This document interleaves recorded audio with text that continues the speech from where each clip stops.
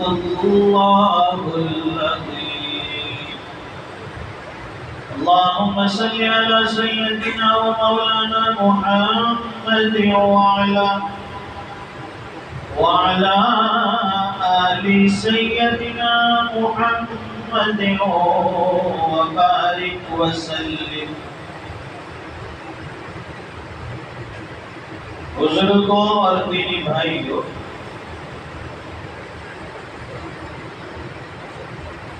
قرآن کریم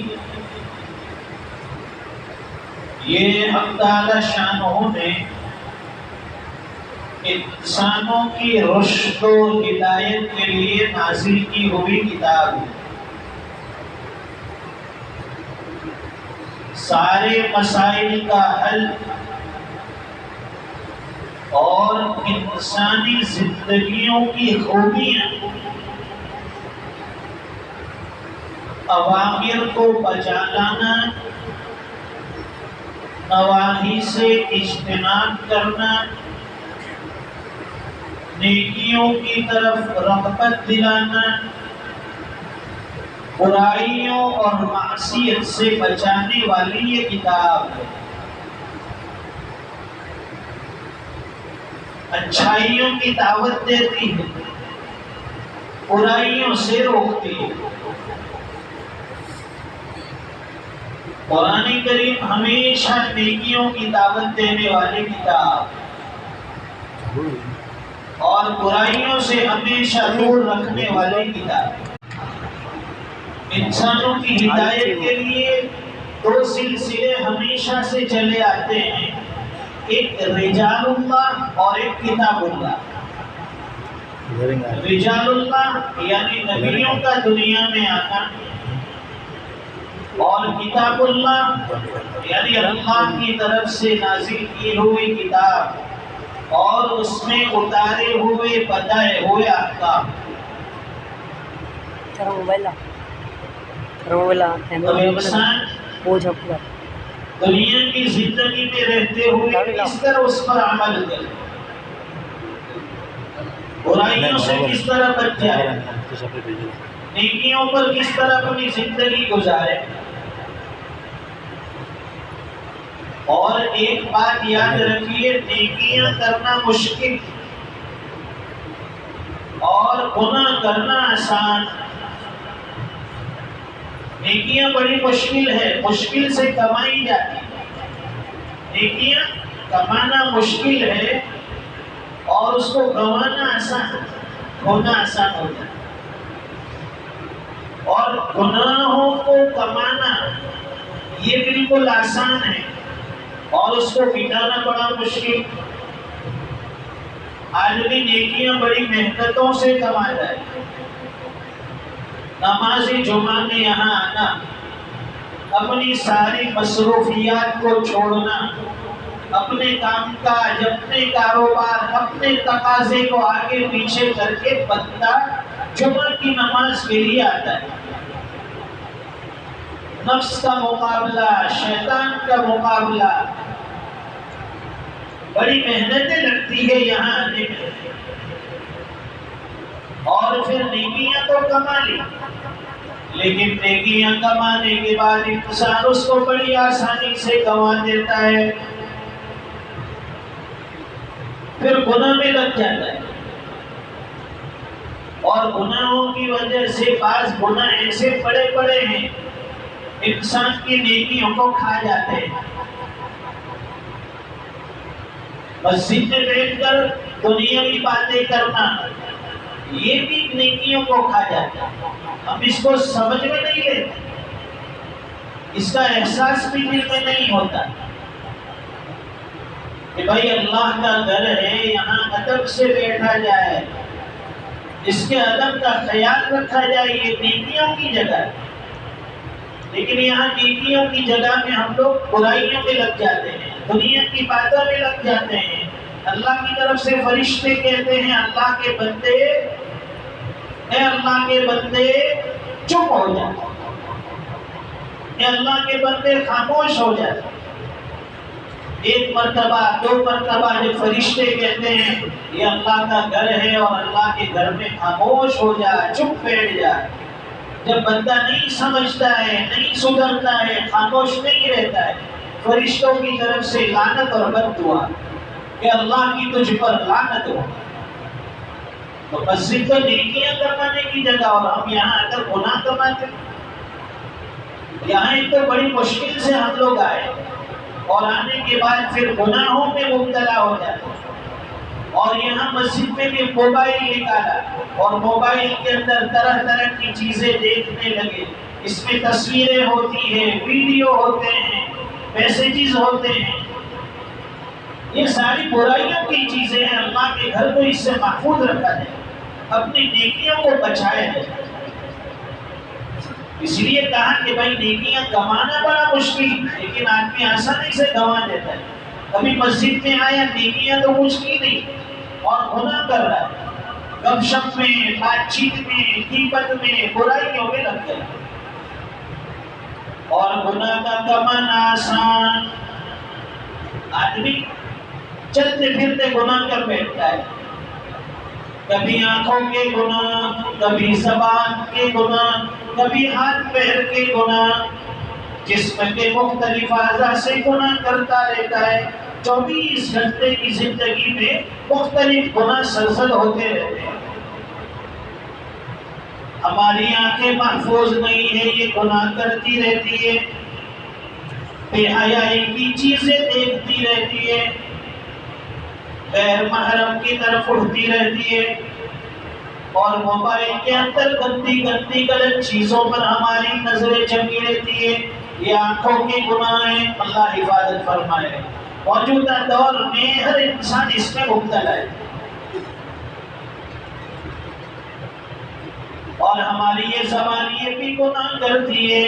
زبان کا گناہ یہ ہے کسی کو غلط جواب دیا، کسی کو کڑوی بات کہتی، کسی کو سخت جملے کہتی، اس کے دل پر ٹھیس پہنچا دی، کسی کی غیبت کر دی، کسی کی برائی کر دی، کسی پر تہمت لگا دی، یہ سب زبان کے گناہ ہیں۔ گالی بول دی، برے کلمات سے کسی کو یاد کیا، بہت سے گناہ زبان کے ہیں۔ تو زبان کے گناہ میں بھی ہم لوگ مبتلا ہیں، ہاتھ پیر کے گناہوں میں مبتلا۔ تو یہ گناہ آدمی چلتے پھرتے 24 گھنٹے کی زندگی میں کرتا رہتا ہے، لیکن اس کا مٹانا مشکل۔ آدمی توبہ نہیں کرتا، شیطان اسے پٹی پڑھاتا رہتا ہے، ابھی تو جوانی ہے، ابھی تو وقت ہے، آخری وقت میں توبہ کر لیں گے، سب گناہ معاف ہو جائیں گے۔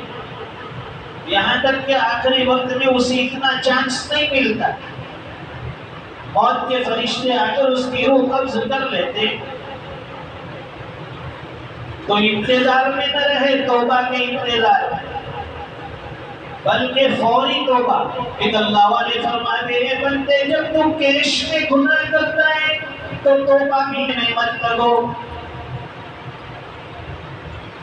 جاسوسی کرنے مت لگو۔ قرآن ہاں کہتا ہے جاسوسی مت کرو، اور ہماری عادت بن گئی ہے، عورتوں کی تو عادت ہے ہی جاسوسی کرنا، کہ فلاں کی عورتیں کہاں جاتی ہیں، کس سے ملتی ہے، اس کے گھر پہ کون آتا ہے، اس کے گھر میں کہاں سے کھانا لایا جاتا ہے، یہ لوگ شاپنگ پہ کہاں گئے ہیں، گھومنے کے لیے کہاں گئے ہیں، یہ ساری چیزیں تو ہوگی ایپ تلاش کرنا۔ مردوں میں بھی یہ چیزیں ہیں، نوکر پہ بیٹھ کر، چوراہے پہ بیٹھ کر دیکھتے رہتے کون آ رہا ہے، کون جا رہا ہے، کون کس کو بٹھا کر گیا، کس کے گھر میں کون مہمان آئے، کس کے گھر سے گاڑی کہاں نکل کر جا رہی ہے۔ یہ تو ہے، جاسوسی ہے، ایپ تلاش کرنا۔ تو اس سے اپنے آپ کو بچاؤ۔ وَلَا تَجَسَّسُوا، ایک دوسرے کے توہم میں مت لگو، ایپ تلاش مت کرو۔ نتیجہ کیا ہوگا؟ دیکھیے آدمی ایک گناہ کے بعد دوسری گناہ کی طرف ڈائیورٹ ہوتا ہے. جب ایک گناہ کرتا ہے تو ایک اسٹیپ چلا، اسی سے پھر وہ دوسرے اسٹیپ پر چلا جاتا ہے. جو آدمی جاسوسی کے گناہ میں مبتلا ہو گیا پھر وہ غیبت کے گناہ میں مبتلا ہو جائے.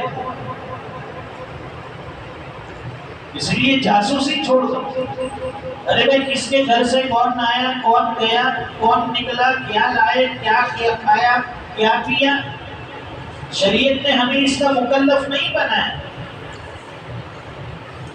اور کوئی حکومت نے ہمیں اس کا رجسٹر دے کر نہیں بٹھایا کہ سو سب نوٹ کرتا رہے کہ گاؤں میں کون آ رہا ہے، کون جا رہا ہے. وَلَا تَجَسَّسُوا، تو ہمیں مت کرو، ایک دوسرے کی جاسوسی مت کرو، ایپ مت ڈھونڈو. نتیجتاً غیبت کے گناہ میں انسان مبتلا ہوتا ہے. اسی کو قرآن کریم نے آگے فرمایا وَلَا يَغْتَبْ بَعْضُكُمْ بَعْضًا، آپس میں ایک دوسرے کی غیبت مت کرو، ایک دوسرے کی برائی مت کرو. اب غیبت کس کو کہتے ہیں؟ ایک صحابی اللہ کے رسول صلی اللہ علیہ وسلم سے پوچھتے ہیں اللہ کے رسول مل غیبت، کہ غیبت کیا چیز ہے؟ حضور پاک صلی اللہ علیہ وسلم ارشاد فرماتے کہ اپنے بھائی کی وہ برائی تو کرتا ہے کہ اگر وہ اس کے سامنے کہی جائے یا اس کو بتائی جائے تو اس کا دل ناگوار کرے، اسے بری معلوم ہو. اپنے بھائی کی ایسی بات کرنا کہ اگر اسے پتا چل جائے تو ناگوار ہو، یہ غیبت ہے. وہ صحابی رسول پوچھنے لگے اللہ کے رسول اگر وہ چیز واقعی اگر اس میں موجود ہو، اگر وہ برائی حقیقت میں اس بھائی کے اندر موجود ہو کہ تب بھی یہ غیبت ہے. حضور پاک صلی اللہ علیہ وسلم نے فرمایا کہ اگر وہ برائی اس کے اندر موجود ہے تب ہی تو اس کو غیبت کہتے ہیں. اگر وہ برائی اس میں موجود نہیں اور تم نے اس کی طرف وہ بات منسوخ کی تو یہ کذب ہوگا، یہ جھوٹی نسبت ہوگی، یہ بہتان کہلائے گا، اور یہ غیبت سے بھی بڑھ کر ہے ڈبل گناہ، دوہرا گناہ ہوگا اس میں، کہ اس میں وہ چیز نہیں ہے اور تم کہہ رہے ہو تو ڈبل گناہ. اور پھر اس میں ہم لوگ بڑی ہمت بتاتے ہیں اور سر جوڑی، گناہ میں بھی سر جوڑی. زبان سے کہتے ہیں کہ میں کسی سے ڈرتا نہیں، اگر وہ میرے سامنے موجود ہو تو اس کے منہ پر بھی نہیں یہ بات کہہ سکتا ہوں. اس سے غیبت کا گناہ کم نہیں ہوگا، یہ تو گویا الگ اعلان گناہ کر رہا ہے.